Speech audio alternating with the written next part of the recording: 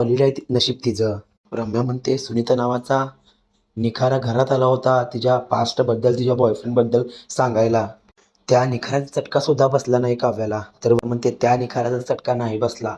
रम्याकडे आणि स्वतःकडे बोट करते आणि म्हणते घरातल्या या 2 निखारांचा चटका घरच्या सगळ्यांना बसणार. रम्या म्हणते आपण, तर वसुहत्या म्हणते हो.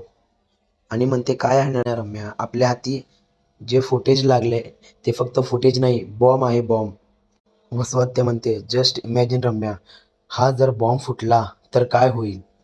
वसुहत्या म्हणते ओ गॉड, मी इमॅजिनही करू शकत नाही.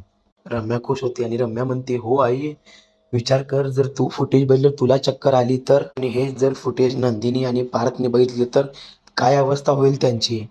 वसुहत्या म्हणते रम्याला हे बॉम्ब जेव्हा फुटेल ना तेव्हाच कळेल रम्या. तर दुसरीकडे म्हणते रम्या आई कधी फोडायचा हा बॉम्ब. वसुहत्या हसते आणि म्हणते हो लवकरच फोडूयात आपण हे बॉम्ब. दोघी खुश होतात. रम्या वसुहत्याच्या गळ्यात पडते.